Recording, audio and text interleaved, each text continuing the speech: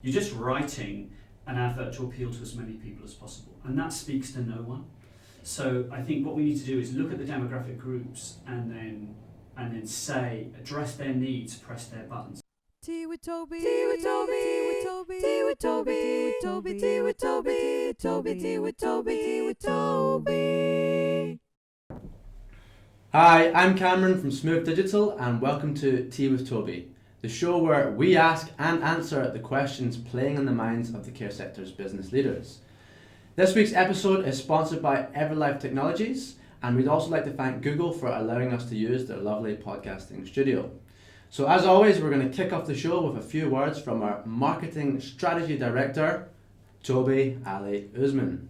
Thanks for the intro. And for those of you that are new to the show, let me give you a bit of background. So Smooth Digital, our ultimate aim is to help care home businesses and home care businesses maximize their ability to provide the very best care in the community. Now, in order to do that, they need to grow. But we know there are a number of challenges that you care business leaders face. So we want this to be the place where we discuss the challenges, give solutions, and then you can walk away with some tangible tips to implement in the business right away. So on that note, I would like to introduce our guest for today, Neil Eastwood. So Neil, before we get into the meat of the podcast, could you maybe give us a little background about yourself and your expertise, just so everyone's filled in? Yeah, sure. So I've been looking at this particular area of recruitment and retention of care staff for maybe 12 years. And that was triggered by working in a home care provider. I was a director of a home care provider with 10,000 staff. They had massive problems, and I thought I should do something about it. And then if you fast forward about 10 years or so, so a couple of years ago, I wrote Saving Social Care because I just had so much data and tips and ideas from around the world, put that in the book. And then most recently, I am working on a startup called Care Friends. Brilliant. So we're going to jump straight into it in Tea with Toby fashion. Now, we are the marketing guys for the care sector. You are the recruitment guy for the care sector. So the first question I've got for you is, how can care businesses use marketing techniques to recruit staff? This is that's a really good question, and I think you guys have a lot to bring to this, because if you look at social care, we have not really had to market too heavily, and certainly if you look in the future and right now, customer demand is so huge. We don't need to spend a lot of money on marketing and nothing on sales. So that's created a problem because we don't have the skills and experience in-house often to be able to use marketing skills. And I think what I've seen many years ago, I saw the transfer of marketing expertise like you have across to recruitment. And I think that's where we need to be. There's a couple of areas, if I was looking to apply marketing to the recruitment process, I would say the first one is how we sell the job. And if classically we think between 50 and 75% of all the activity in recruitment sourcing is through internet job boards, and the wording is really awful in many cases, and we're just trying to appeal, it's called big net advertising, and Lee Davis in the US is a fantastic recruiter, came up with this idea. You're just writing an advert to appeal to as many people as possible, and that speaks to no one. So I think what we need to do is look at the demographic groups and then say, address their needs, press their buttons. So that's one area. And the second area, I think, which we really could do better on, is candidate experience. So as an applicant, am I getting a good brand experience of that employer? And that sets the tone, if I haven't dropped out already, of what my expectations and my feelings are about that person. Do I feel valued? Was I responded to? Did I hear anything? And the danger is that if people are, for example, if I apply to you, you're too busy, you don't reply to me, you think, he hasn't got the relevant experience or is not going to go forward, but you don't tell me, and I live locally and my recruitment hinterland in care is about 6 miles, problem, because now I'm dissing you. So I think there's two areas there. I mean, and you'll have lots of input, I'm sure, in terms of how you can apply the world you're in to some of those cases I gave examples for. But I think, on the latter case, I would say I tell providers, go on your phone, because that's how people are trying to apply now, and apply for your own job. Apply for a care worker job in your organisation, and how horrific is the experience? Yeah, and I think the advice about going on your phone is important. So one of the areas that I know a lot of people are trying to recruit using, well, the tool that most people are trying to use is social media to recruit care staff. And if they went on their phone to apply for a job, they'll probably be met with an application form. Now, the reason why it's not the best thing is because let's think about Facebook. People go on Facebook to just pass time, bit of downtime, they're scrolling through. And then if they see an ad about a job whilst they're scrolling through their phone and they click through to an application form, it's a bit disruptive. Am I really going to be filling in this application form? Have I got a CV to upload? So there's a more clever way to do that. But you mentioned candidate experience. How can care businesses get a better candidate experience? Well, I think, and let's pick up on the point you just made, then don't shove, if it's digital, more likely now it's a digital kind of 7-page application form before there's any relationship built up. So we certainly see in recruitment the most successful sources are those using personal connection. So there's some kind of connection with somebody who works for the company, employee referral being a great example, or you've had a loved one that was cared for by the company. There's some already connection. If there's none, and I've applied on a job board and I'm looking like in a 50-mile radius for a job, and then the first thing I do, with no idea that your care company is any different to any others, I've got just another competitor with offering roughly the same money, and then I'm hit with 7 pages, I am not finishing that form. And in fact, we know that we did a test and where there was a 7-page form, and those people that completed page 1, and that was a massively reduced number, by the way. Take a deep breath, let's start on the journey. Less than 10% ever completed. So yes, CQC, if you're in England, asks for a complete and full employment history and a complete and full application form. It's the timing of that is the issue.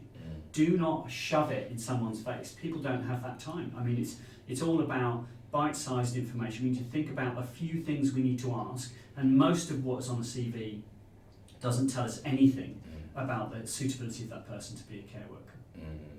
I would even say, so streamlining it down in terms of the fields you would include to name, email address, telephone number. If it's a home care business, the postcode, and if just confirmation that they drive. If it's a care home, maybe you don't need those. And then request a call back. And then on the next telephone interview, gather the rest of the information. Just so on that first visit, when someone comes across the ad, they're not overwhelmed with, okay, let's put time aside to actually sit down and fill in this application.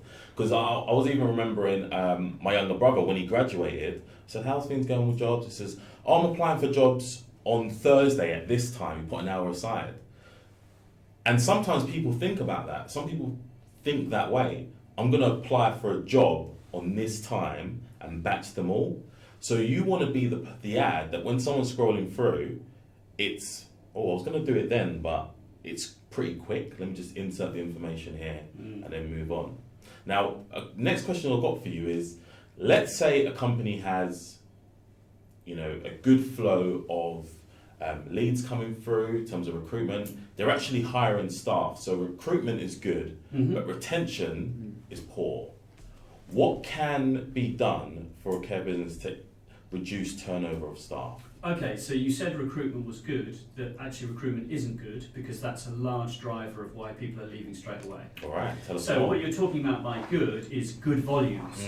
And good volumes are often bad news because that bogs you down processing lots of people that are half-hearted, or to your brother's example, I'm going to apply for more than one job in that hour. Yeah. So suddenly there's a glut of me out there, and all the care providers, it's like blood in the water. They're going for you, And you're going to have then, a chunk of choices to go, different interviews being offered, probably the money's 100%. the same, so you, like, how do I choose? I mean, this is we have a brand problem compared to, say, the NHS, of course. So if one of those jobs was an NHS job, you'd be like, ooh, because if I work there, I tell my friends and my mum, and she thinks, oh, you're an angel. Whereas you say, I work for ABC Care, really? Yeah. So we have, there's a major problem in that kind of recruitment space, is where are we sourcing those people from in the first place? And we do know that if they have a history of family care for a loved one, or they were referred by an employee, or there's some kind of connection, the drop-off is much less. So part of the retention problem you described is actually caused by the pool of candidates that I've happened to choose in the first place. Right, so that's point one. The second point is, what's that experience in the first very early period of employment? And I split retention into 3 areas, and they get progressively more easier or less of a problem. The first one is, I give you a job offer, you still haven't come in, I have to do a police check, DBS, I have to do references, you might go back to your employer and say, I'm going, they panic, counter offer, you have to give notice. That period when there's no relationship with me is a massive problem, and we get about half dropout at that point. So I've made you a job offer, and I'm planning in my care home at the rosters, knowing Toby's coming, suddenly Toby's not coming. So now I have to go to the agency and get somebody. Yeah. So that's one chunk, and there are interventions we can do to fix things there. The second chunk is from your very first minute walking in the door, induction training and the first 90-day survival rate is what we would measure in recruitment. That really you'll walk in on day one and decide, is anybody smiling? We know about 20% of people who leave on day one said nobody smiled, they didn't feel welcome, I was told to sit in a chair and mind my own business because they're all too busy. So often we sell really well if you have a really good recruiter, they're account managing you, then you're handed over to operations, and this is like a disaster because they are not focused on Toby's first day, they're focused on all of the other things they have to do. Oh, we've got an inspection, oh my goodness. So I think that 90-day survival rate, particularly looking at the first week and the first day, very important. And then after the first 90 days, things get a lot better. People who've survived 90 days, job's right for them. And then you're really looking at longer term interventions, like making sure they feel appreciated, because we can't just give them as much money as we would like to pay them. So touching on your point about quantity, I'm guessing that you think it's about quality. Definitely. So how can care businesses get more quality recruitment leads? Yes, so I would split them in any applicant, split them into 2 active job seekers who are being chased by everybody else. And often, because care staff work very locally, unless they've moved, my question is, why are you on the market? Your employer better be pretty awful, otherwise you've walked away from your residents, people you support, that. Interesting. Were you fired? I'm never going to find out from a reference. So I think there's froth in the system of people that are moving around, job hoppers.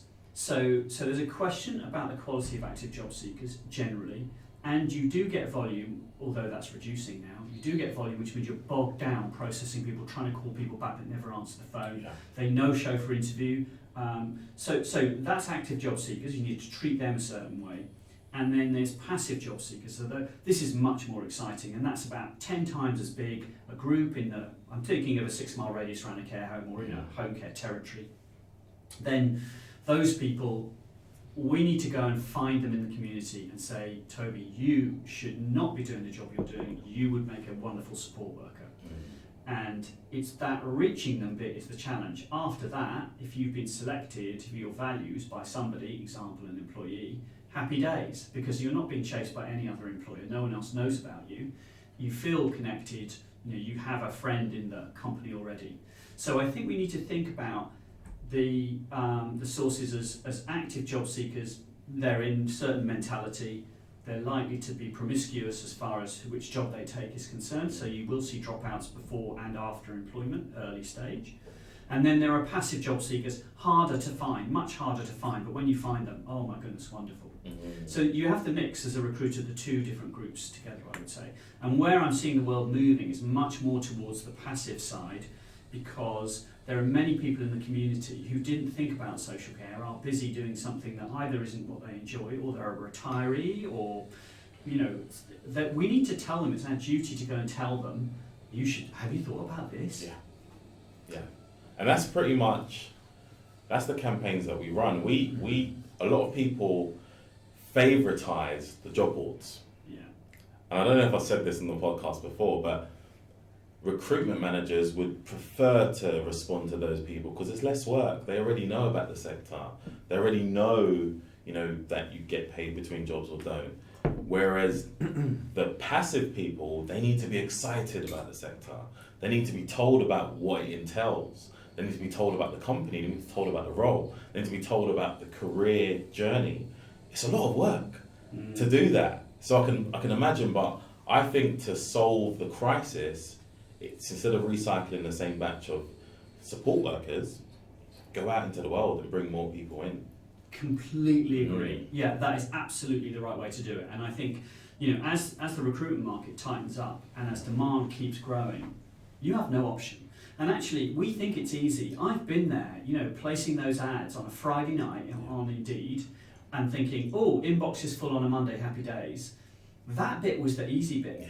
The hard bit is trying to bring any of those people in for an interview and then keep them. So where do you want your hard bit to be? I'd rather picking people, so that means like long-term marketing campaigns, it means outreach, it means don't get so bogged down by all of those half-hearted applications that you never leave the office, that you never build a relationship with the local hospice supporters group, that you never engage in the community, that you leave your employee referral scheme fallow, that you don't push that you don't encourage your staff to be out there. And if you think most care providers, unless they're very new on the block, have, you know, probably 50 staff, maybe more, those people could be out there recruiting for you. So that's the perfect point for us just to take a little break. So remember your question, Tony. Yes. And we'll be right back, everyone. See you in a bit. Toby, we really need private paying clients into our care business. We don't understand the world of digital technology, digital marketing. What should we do? Look, that's the question we get a lot from businesses within the community. So what we've done is we've put together an ebook called the Care Growth Blueprint, which is a step-by-step guide on the marketing steps you need to put in place to attract private paying clients into your business. So download the ebook, the link should be in the description below, and enjoy the rest of the show. Welcome back, everyone, and we'll jump right back in with Toby. Lovely. So really enjoying this, and I love the way it's practical and quantifiable. My next question for you is, there are care business leaders listening right now, and they've got so many things to think about. You know, they're trying to run the business, make sure their staff's all right, processes, systems, policies. When it comes to recruitment, if there was a pie, what percentage of time should be split between, do you think, should be split between job boards, referrals, social media or paid ads, and offline activity? So what percentage of their time should they break down referrals, offline, digital media or social media, and job boards? Time-wise, well, I would say my priority would be to make sure my employee referral scheme was humming along. And so that won't take me much time to do, maybe a quarter or a fifth of my time, just to make sure that people, you know, it's fun and it's engaging and so on. And that's the world we're getting into with Care Friends, is looking at how to make that more efficient. You really want a bedrock of about a quarter to a third, more if you can, but that's probably the limit of your staff, your new starters coming from employee referrals. So that would be a priority because that's the bedrock of high quality. And I think any other prioritization will bring in applicants or starters that are more likely to leave, meaning back we go again to do more recruitment. So I would say a chunk on that, maybe 20%. In terms of job boards, then I think there would be some work every so often to refresh my advert. So I would be on job boards because that's where active job seekers largely are. I mean, we'll come on to Facebook, social media, you'll have a view on this, right? But so I would be very targeted with my ads, and I would have tightened up my application process so that I am not wasting time on those people. So I would be quite cautious. So I'd probably be doing 25%. Probably those two things would take up about half of my time. Then I think social media wise, from my point of view, it's still Facebook. And I think this is really exciting because we're still, most care providers, at the very early stages. And you might need some external help to measure and A/B test, so test different images and response mechanisms, so on and so on. It's not expensive to use Facebook for recruitment advertising, and I think that the results are improving all the time. There's an element of referral and connection in it, but I would be thinking about campaigns. So then I take another chunk of my time on that. If you're talking about outdoor and more traditional forms of advertising, then we know in terms of high performers, that's only going to bring you about 9% of your high performers, actually roughly the same as internet job boards. But I would be out there because when I was out there, say, placing an ad or a poster somewhere, or I would be talking to people in the local community. So we've identified community sources where you'll find, more likely to find people that are more suited to a care role. There's about 70 of them in any particular territory. So I would combine my kind of offline advertising with just simply talking to people and building relationships and networks. That would probably be... That's a good breakdown. And where would you, the community sources, what kind of places should they be investing their time out in the community? Okay, yeah, so recent research I've done, which has taken me 5 years, but we recently published it, was identified a massive chunk, about 30% of all high performers, so that's a manager picking Toby as my top performer, let's find out what was the experience that made him first join social care in a paid care role. Yeah. The winner by a large margin is the fact that you have a brother or sister with a disability or you cared for mum or dad.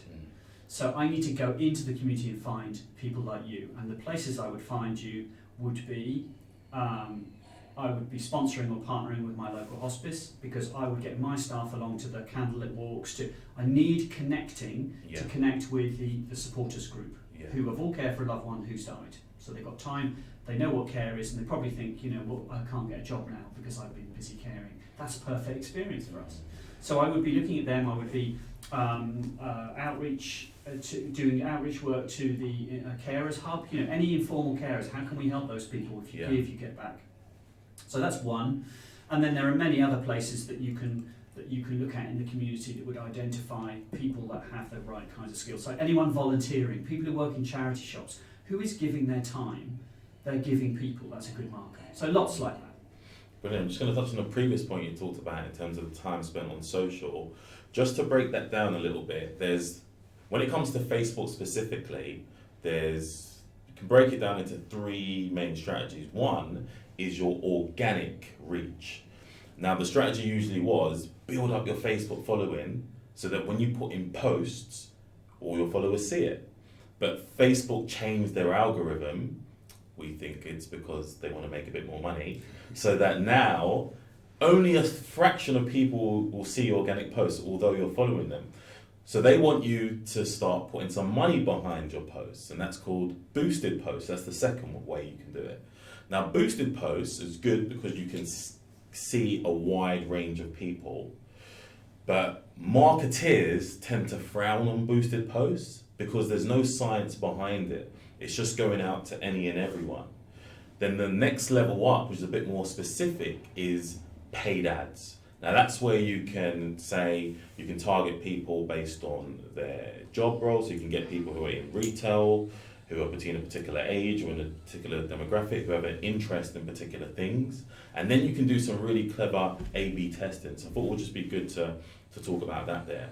Now I'm gonna move the conversation on a little bit more and just talk more a bit in general about business. Now, you're back in the tech world. You're in the tech world with Care Friends. I am. Yes. Tell us a little bit about Care Friends and what.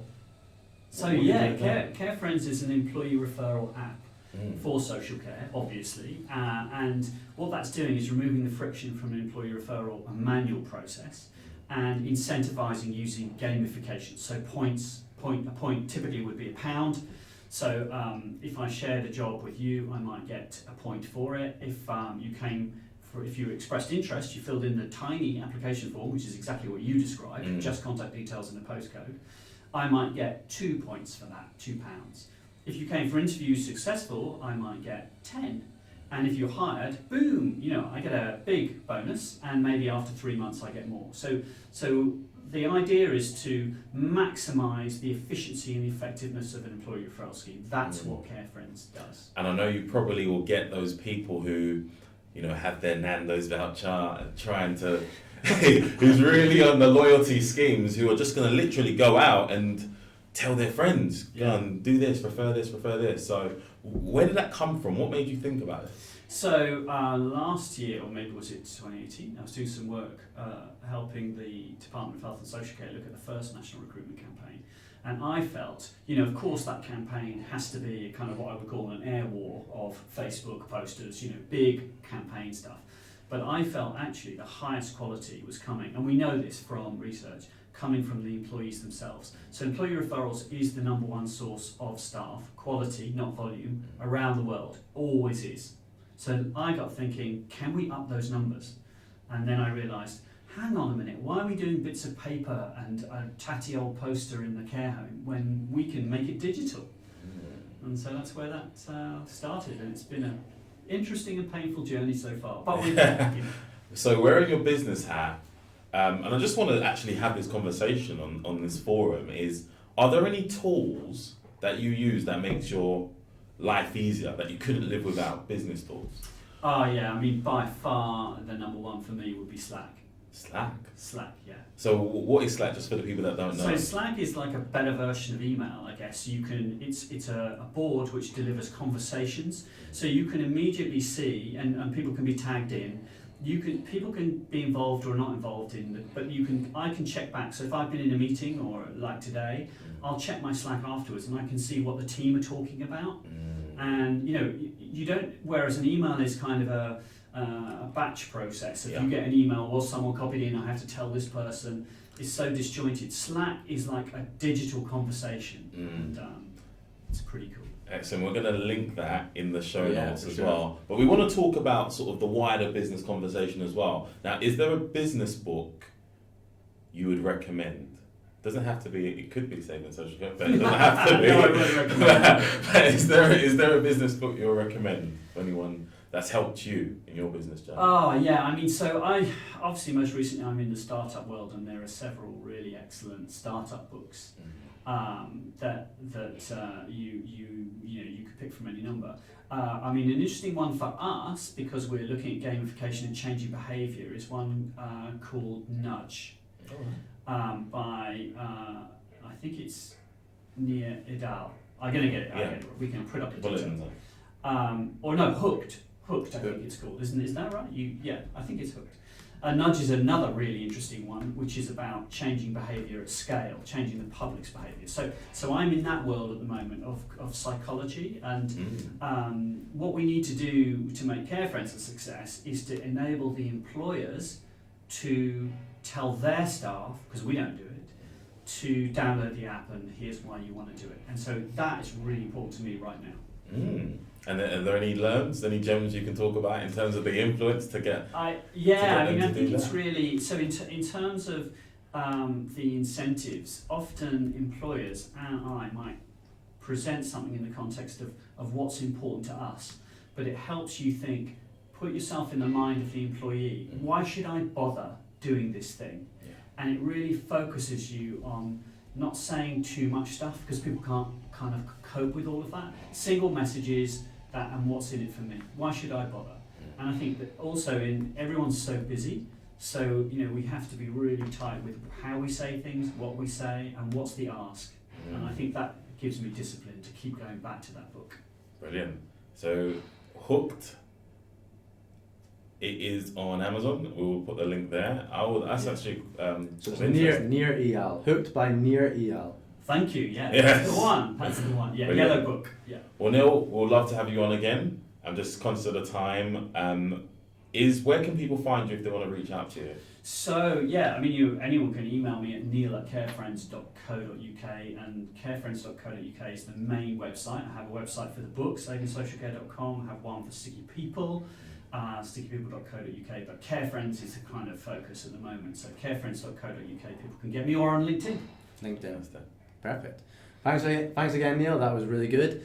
Toby even managed to mention Nando's in a podcast. That's all you have to do every podcast. No, it's not. So I think that means he owes us a Nando's. But You anyway, can go after. thanks everyone for watching. Like always, everything will be in the show notes, all Neil's handles on social media and his contact information, as well as these great resources that he's given us.